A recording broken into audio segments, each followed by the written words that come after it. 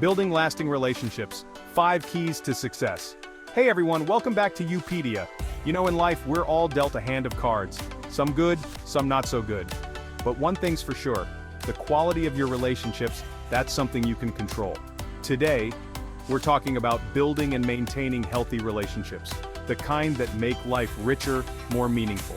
Whether it's your family, your friends, or that special someone, these relationships, they're the backbone of a happy life. So, let's dive into 5 essential tips, 5 game changers that'll help you build those rock-solid connections. We're talking about real strategies, folks, not just feel-good fluff. Let's get started. First things first, let's talk about empathy. Now, I'm not talking about feeling sorry for someone. Empathy is about really getting where someone's coming from, seeing the world through their eyes. It's about understanding their feelings, even if you don't agree with them. You see, when you can truly empathize with someone, you build trust. You build a connection that goes beyond the surface. It says, I see you, I hear you, I get you. And that, my friends, is powerful. Man, that sounds rough. I can't imagine what you're going through. Now, how do you actually practice empathy? It starts with listening, and I don't mean just waiting for your turn to talk. I'm talking about active listening, really tuning in, paying attention to their words, their body language, their tone. Put yourself in their shoes. How would you feel if you were in their position? Let's say your friend's going through a tough breakup. Instead of jumping in with advice or telling them they're better off, try this. Man, that sounds rough. I can't imagine what you're going through. That's empathy, folks. You're acknowledging their pain, their struggle, without judgment. And you know what? Empathy doesn't just strengthen your relationships. It can help you navigate those inevitable conflicts that pop up.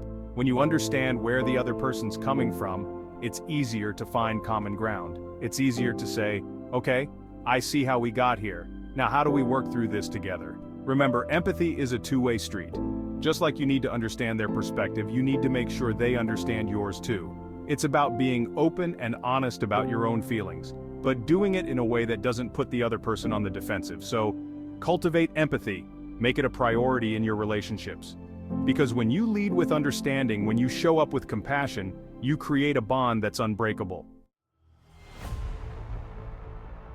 Let's be real, folks. Conflicts are a part of life. It doesn't matter how great your relationship is, you're going to disagree sometimes. But here's the thing. It's not about avoiding conflict, it's about how you handle it. It's about fighting fair and finishing strong. The first rule of conflict resolution, don't let things fester. I've seen it a million times. Couples, friends, family members, they let little resentments build up like a powder keg and then boom, it explodes. Address issues head on, but do it with respect. I feel unheard when I don't feel like I'm being listened to. Now, when you're communicating during a conflict, use I statements. This is crucial. Instead of pointing the finger, which just puts the other person on the defensive, talk about how you feel. For example, instead of saying, you never listen to me, try this. I feel unheard when I don't feel like I'm being listened to. See the difference? And for crying out loud, listen to what the other person has to say. I can't stress this enough. Active listening, folks. Don't interrupt. Don't plan your rebuttal in your head. Just listen. You might be surprised by what you learn. The goal here isn't to win the argument. It's to find a solution that works for both of you. That means being willing to compromise, to meet in the middle. Sometimes you have to agree to disagree. And that's okay. Remember, conflict doesn't have to be destructive. It can actually be an opportunity for growth, for deeper understanding, but it takes work, it takes commitment, and it takes a willingness to put the relationship first. So the next time you find yourself in a disagreement, take a breath. Remember these tips. Fight fair, finish strong, and come out of it stronger than ever. Chapter 3, Communication, the lifeblood of connection. You know, folks, I can't overstate the importance of communication in a relationship. It's the lifeblood, the oxygen, the absolute foundation of any strong connection. You can have all the love in the world, but without open and honest communication, you're building on sand. And I'm not just talking about talking, although that's a big part of it. I'm talking about really communicating, about saying what you mean and meaning what you say. It's about being vulnerable, letting your guard down, and sharing your true thoughts and feelings. Now, communication is a two-way street. It's not enough to just express yourself. You gotta be a good listener too. And I mean really listening, not just waiting for your turn to talk. Pay attention to their words, their body language, their tone. Try to understand where they're coming from, even if you don't agree with them. One of the biggest mistakes I see couples make is shutting down communication when things get tough.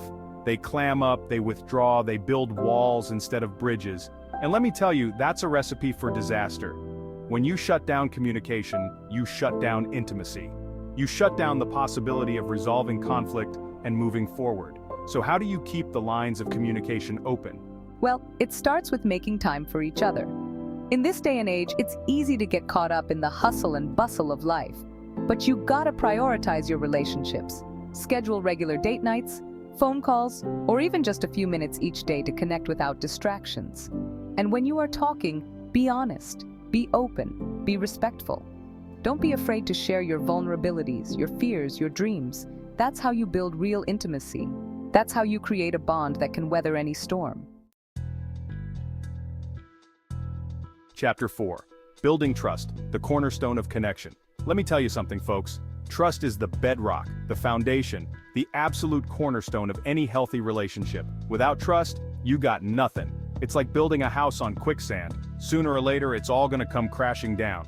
Now, trust isn't something you build overnight. It takes time, it takes consistency, it takes proving yourself over and over again. Think of it like a bank account. Every time you make a promise and keep it, you're making a deposit. Every time you're there for someone when they need you, you're adding to that account. But here's the thing, just like a real bank account, you can withdraw from the trust account too. And let me tell you, those withdrawals can happen a lot faster than the deposits. One broken promise, one act of betrayal, one lie, and boom. You've wiped out months, maybe even years of built-up trust.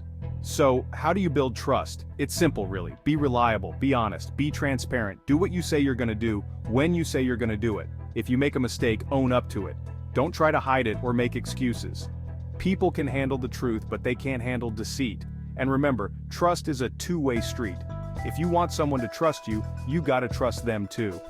That means being vulnerable, letting your guard down, and giving them the benefit of the doubt. Now, I'm not saying you should be naive or let people walk all over you, but you gotta be willing to meet them halfway. Building trust takes time, but losing it can happen in a heartbeat. So guard it carefully, nurture it, make it a non-negotiable in all your relationships, because once trust is gone, it's a hard road back. Chapter 5. Nurturing love, small steps, big impact. You know, folks, relationships are like gardens. You can't just plant a seed and expect it to flourish on its own. You gotta water it, you gotta fertilize it, you gotta pull the weeds, you gotta put in the work if you want it to grow. And that's the thing about love, about relationships. They require effort, they require attention, they require consistent nurturing if you want them to thrive. It's about the little things, the everyday gestures that show your partner, your friends, your family that you care. So how do you nurture your relationships? Well, for starters, make time for each other. Life gets busy, I get it. But you gotta prioritize the people you love. Schedule regular date nights, phone calls, coffee dates, whatever it takes to connect and reconnect. And when you are together, be present. Put down your phones, turn off the TV, give them your undivided attention, listen to them, laugh with them, make them feel heard, seen, and appreciated. Don't take each other for granted. Express your gratitude. Say thank you for the little things. Tell them you appreciate them. A little bit of appreciation can go a long way, and don't be afraid to be spontaneous. Surprise them with a thoughtful gift. Plan a weekend getaway. Break out of your routine and do something fun and unexpected. Keep the spark alive. Remember, relationships are a marathon, not a sprint. They require consistent effort and attention if you want them to last. So water that garden, folks, pull those weeds, and watch your love grow stronger with each passing day. Chapter 6. Relationship success. It's in your hands. So there you have it, folks. 5 essential tips for building and maintaining healthy, thriving relationships. Remember, it's about empathy, communication, conflict resolution, trust, and nurturing that connection day after day. It takes effort, no doubt. But let me tell you, the payoff is immeasurable. The love, the support, the connection you build with the people you care about, it's priceless. So go out there, put in the work, and watch your relationships flourish. Host on camera. That wraps up our guide on building and maintaining healthy relationships. I hope you found these tips helpful and that they inspire you to strengthen your connections with the people who matter most. If you enjoyed this video, please give it a thumbs up, Subscribe to You-Pedia for more insightful content, and hit the bell icon so you never miss an update. Host on camera. Let us know in the comments which tip you found most valuable or share your own relationship tips. Thanks for watching, and I'll see you in the next video.